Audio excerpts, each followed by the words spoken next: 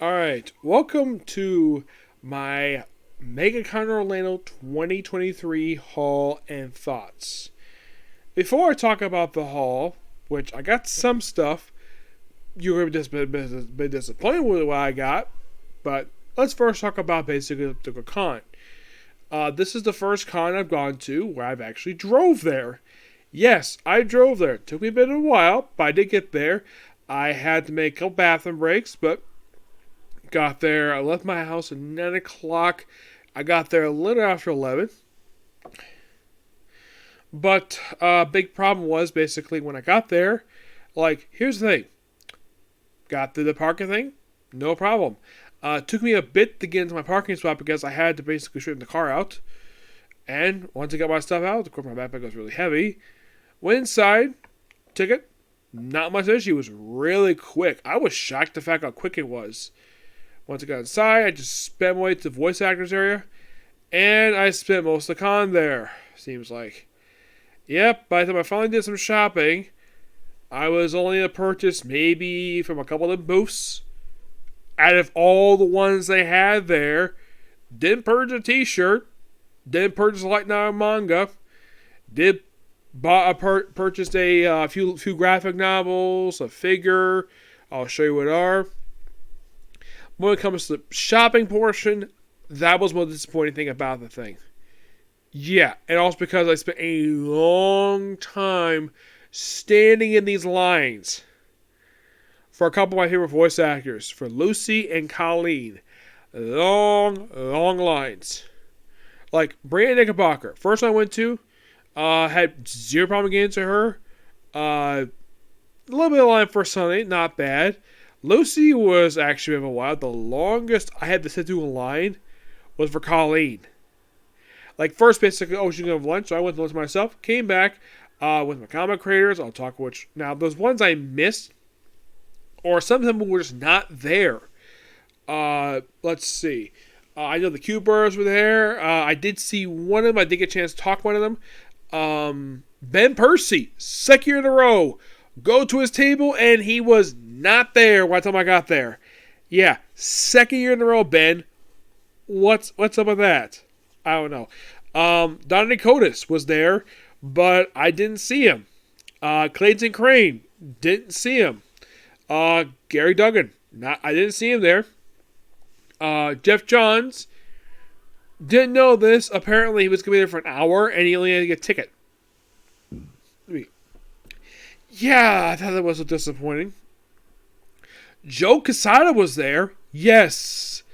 The comic book legend Joe Quesada. Okay. He had a bit of a line. Okay. Problem. Had to pay for a ticket to get in the line, get an autograph, and it was $30. I didn't have much cash on me, so yeah, not exactly a good thing for me. Not really. I did get a chance to talk to Jeff Loeb. I finally got a chance to meet the guy, and I didn't recognize who he was just by looking at him. We talked about Rob Liefeld, the fact that even he basically. Now, I mentioned him. Rob Liefeld did mention to me. Oh, not meant to me personally. I met Rob Liefeld. I mentioned on his podcast of how he first met Jeff, where he basically was working on Cable and X-Force at the time. And according to Jeff, he was kind of surprised that Rob knew who he was. He was kind of surprised about that. I did mention to him that Emma Gaines really enjoyed working on Hulk. I did tell him my pastor, Pastor Scott, that his run on Hulk was a hidden gem. He was very appreciative about that. And I did tell him I was going to have a few books on the side. I went to a table and he had a bit of a line. After sitting through a couple lines, I'm like, no. Pass. Maybe there a time when, maybe later. But by the time I finally got through Colleen's line and going through Ian St. Clair's and Justin Brenner's line, the thing was shutting down. No, seriously. It was over by 7 o'clock. I would have thought, though, because it's Friday.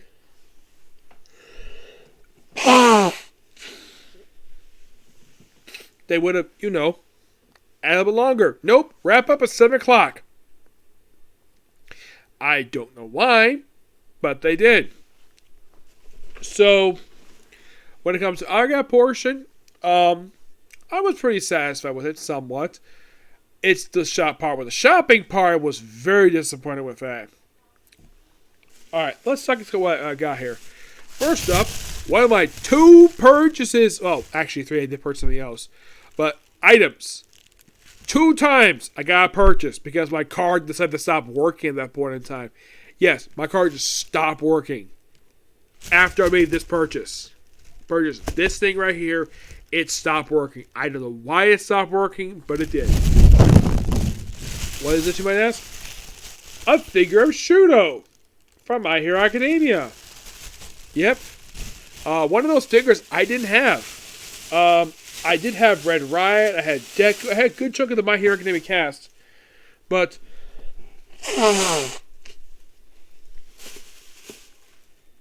I think the last one I got was Marco. I got Grape Juice. I got I'd say of the main cast members, I got a good chunk of them. I didn't have Sun Eater or Fat Gum. Didn't have them. But now I got Shudo. Awesome. I currently don't have Bakudo and some of the other ones. I own a good chunk of them. Now, here's one of the things I did purchase. Now, I should point out, though, I had no idea he was going to be there. No idea. And then here he is. If I knew he was going to be there, I would have brought one more of my Tip the comic trades from the side.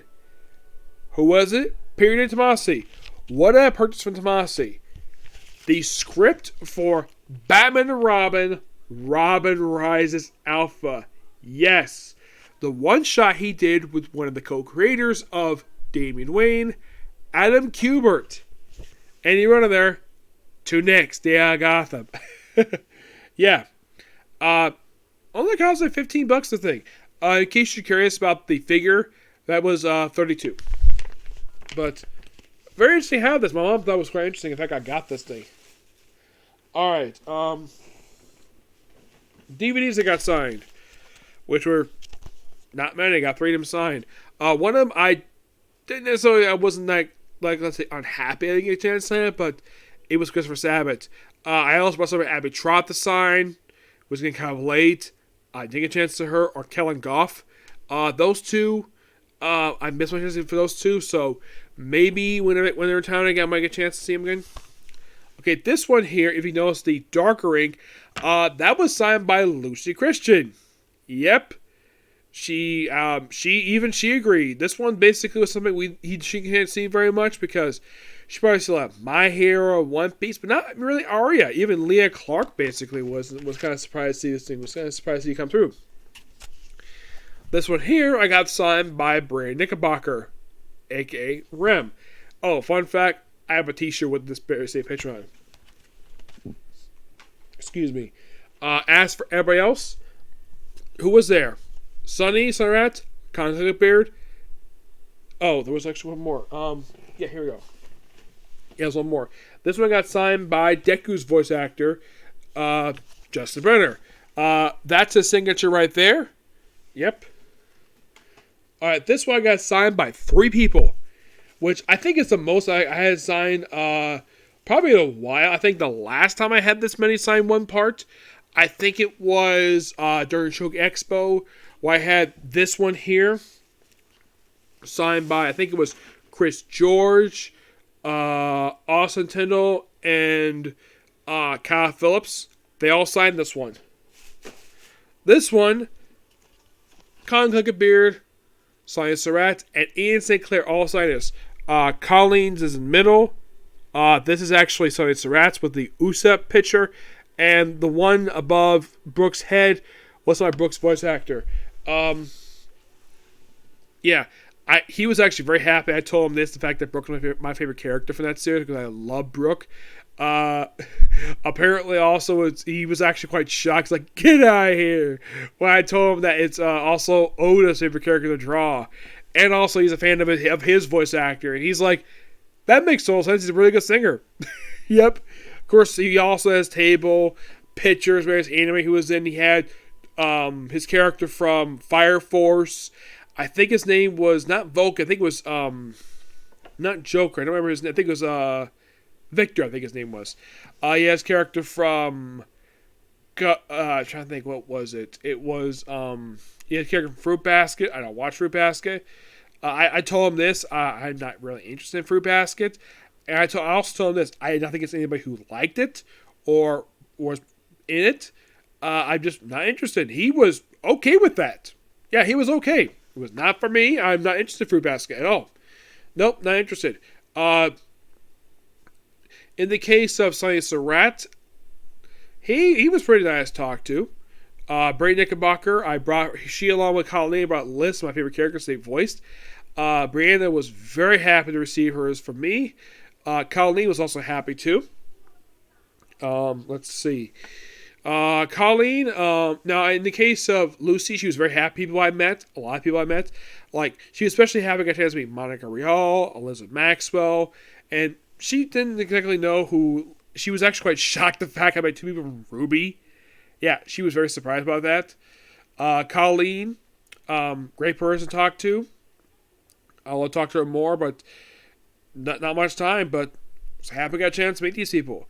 Colleen, I waited a long time to see her in person, along with Ian St. Clair. I waited a long time, and I was so satisfied meeting these two finally. Before I move on to the stuff I got signed, let's do the pictures. Now, I should point out, though, Sonny Surratt and Ian St. Clair, I did not get pictures with them.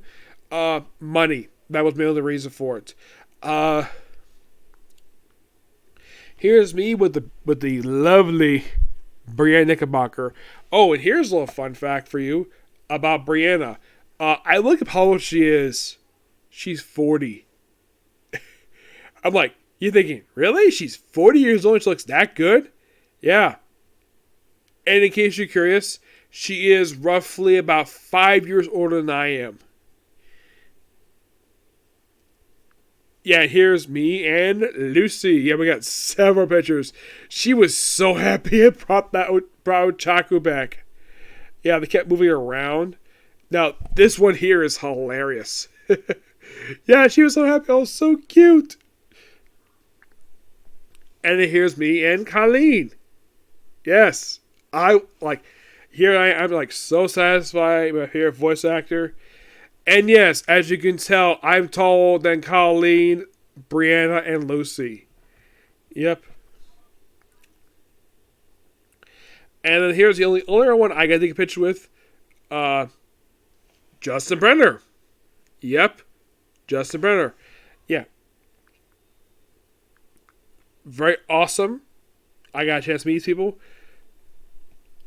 Yeah, I'd say of the four of these people I got pictures with, there was, I think, Colleen. I think Sunday might be the older one because I think those two in their 40s. I think the youngest was probably Justin Brenner. Yeah. Alright, as for stuff I got signed, which by the way is not much. Let's see. This got signed by Greg Land. I did try to tell him I did not want to talk to him a little bit about his reputation with fans.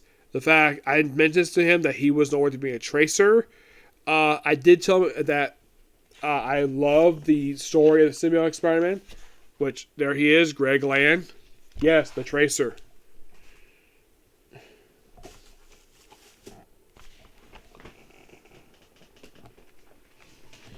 Yeah, but it was a conversation that was about not even 5 minutes. Yeah, I did not want to talk to him at all because I'm not really the biggest fan of his artwork. I do like the story of Cinemax Spider-Man. Now, this I got signed by Philip Kennedy Johnson. And Tibia, he does remember you, in case you're curious, if you're watching this video. Yep, because I mentioned to him that because he had met him when he was in New York. At New York Comic Con. According to him, the whole idea of doing this run for Action Comics, this whole Warwood saga, the whole idea came from Lost God, which is a miniseries he worked on, the whole about Cosmic, the New World stuff. And there's other guys there. He agreed with me. His run practically saved Action Comics. And also the fact that Bendis, apparently his run, basically sales were getting pretty terrible. And yeah, that's kind of true-ish. Um, he did tell me that he wrapped up his run on Aliens, working on a different book now. But I did tell him I did get a chance to read his recent issues for Axe Comics. Yeah, and the fact that, well, he had to kill off Manchester Black because he told me it was necessary for him to die because, well, it was the only way to redeem him, have him die. There was inconsistency with Manchester Black, and get this. Apparently, I think it was Grant Morrison. He mentions that Grant Morrison apparently original take on Superman and the Authority was that Superman was going to be more authoritarian. And according to Philip K. Johnson, he said Grant Morrison was not going to do that. And even they are going to agree with this. Grant Morrison's doing weird stuff, but good weird stuff. But not even he would go for that stuff. Yep. And the fact that Superman Authority led into this very book. And here's something. Did you know that the Batman Superman Authority one-shot is still in trade yet? Yeah. I did mention this to Tomasi that the last, I think it was like the last switch book he did for DC was the Robin and Superman one-shot. And that is not in trade for some reason. He does not want the Super Sons trades. But I would have thought that they would have put it in the Robin, apparently the Robin trades, Volume 3. Apparently they also bring issues from Destiny Incorporated for some reason. I don't know why. Alright. Now these two books here, this one, got signed by Jim Shooter. He did tell me the backstory about Exo. Then talk about Shadow Man.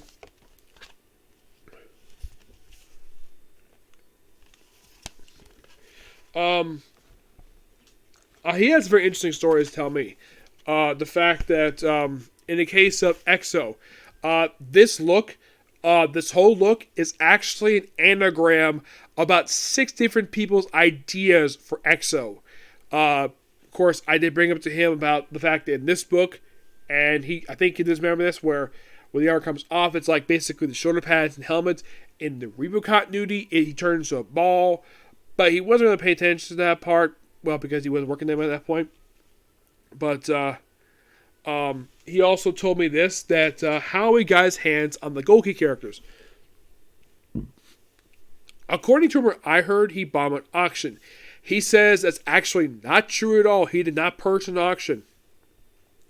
The way he explained it over the course of this conversation, took a little while to explain this, apparently this actually was a license from Western Press, the people who own the Golgi characters, and he was a person who got publication rights. Of course, he could at that point when he got it. And the way he kind of explained it is that that the person who licensed him, he couldn't do it just yet because he had a publication yet. So he held it for 2 years, and we came to see about a book conference. I believe that's what he mentioned, a book conference. When the guy saw him, was like, give him a heck here, whatever you want. And, well, that's when he got the Golgi characters. He did also mention that during his run for League of Superheroes, and I think this is true, Neil Adams actually drew some of his covers for League of Superheroes. This story is definitely true for him, that he got to start with League of Superheroes, which that's 100% completely true. Apparently he did it was with his family. He was young. He did mention also he was friends with Neil Adams since the mid-60s, before his passing. I'm like, wow, a 50-year friendship. Awesome. He was actually quite surprised if I got a chance to meet him. Also at his table, get this. He had old office memos that he had handwritten for sale at his booth. He even had his own editor-in-chief tag on the table, which I thought was so awesome. Shooter is such an amazing guy. I did also bring up to him also when it relates to Rob Liefeld, the fact he Rob Elias podcast. The whole thing about the fact that of the reason why he did Secret Wars, well, Rob Liefeld mentioned in the episode, the fact he did it because basically he was the one who could control them, because he couldn't allow John Byrne to come out because these two were arguing with each other. And of course, the artwork's done by Mike Zeck, obviously. I thought it was on my Byrne, just not Mike Zeck did it. It's been a little bit since I've read Secret Wars. He did tell me, I did mention him also that Liefeld did mention his podcast that his run for Avengers was Liefeld's favorites, and that part is entirely true. According to Jim Shooter, Liefeld did tell him that in person that he really loved his run. I did see the Thor, the first issue on his table. He had the cover for the first issue of Walt Simon's Thor on his table. Yes, the whole thing of Beta Ray Bill. According to him, they thought at the time Thor was running out of ideas. I'm kind of paraphrasing what he said about Thor. Walt basically volunteered to do Thor. Yeah, he volunteered to do it. And of course, he created Beta Ray Bill. Yeah, and I had mentioned this, that I did review the opening trade that collects his run. And I gave it a 10 out of 10. Yeah, great guy to talk to. This one here, Ivan Reyes. I didn't get a chance to talk to him. It seems like, though, he didn't understand English very much. I did mention this is a lot book you'll sign up. He just was very happy to sign it. I did tell him this basically. Okay, just wait a minute. I'll basically finish it up. And I told him this basically. I'm pretty patient. I don't mind waiting for you to finish up. That's not an issue. He didn't say anything about it. Then eventually he did. I didn't chance to talk to him very much at all. No, I didn't. All right, these two here were signed by Joshua Williamson. Great, so I cover that one is. Yep. This book, I did not get a chance to talk about this run because, fun fact, these issues preceded Brian Michael Bendis' run for the book. Yep. Excuse me. Yep. What he told me about this Incorporated book was that the only reason it ended, I thought it was strange it ended. He told me it ended because of low sales. Actually, it wasn't low sales. It was the fact that the book was ended because of Dark Crisis. And also the fact that he was going to do the year one story, but basically pivoted to Ed Bronson. Now, the reason why he did that story was because Williamson didn't have time to do it. That's according to him. That's what he said. But he appreciates the fact I really enjoyed. I did also mention to him about the advertisements for stuff in the Bat books. Excuse me. He mentioned to me the reason why they was able to be successful. They did that because he's friends with Chip Zdarsky and Ram V, so of course he'd be happy to do that. I did tell him I did read his opening issue for Superman. I thought it was really good. I'm looking forward to his run for Green Arrow.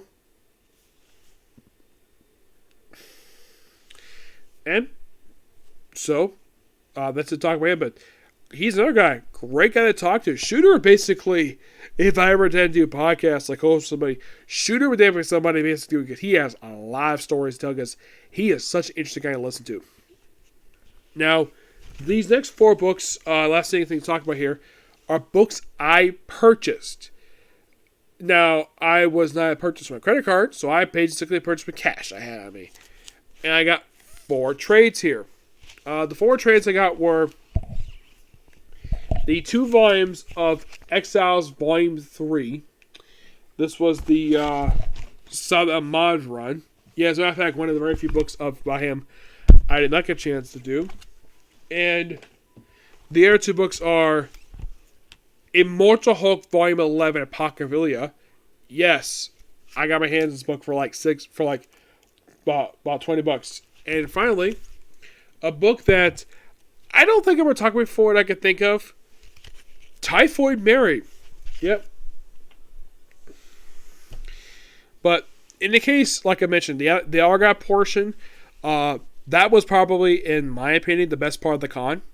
Yep. Something I really enjoyed. I would say my favorite comic creators to talk to were... I would say that I really enjoyed talking to Peter Tomasi, James Shooter, Josh Williamson. I did see Bob McLean there, but I had nothing from the sign, so I just passed by his table. Okay. There were other creators there, but I had nothing from the sign, so... And plus, I was kind of in a hurry to get back to see Colin Clickenbeard. So, went to Colin Clickenbeard, those comic creators. Went to Ian, went to Justin, and then, of course, I tried to go shopping, where I am buying those 4 trades and the figure.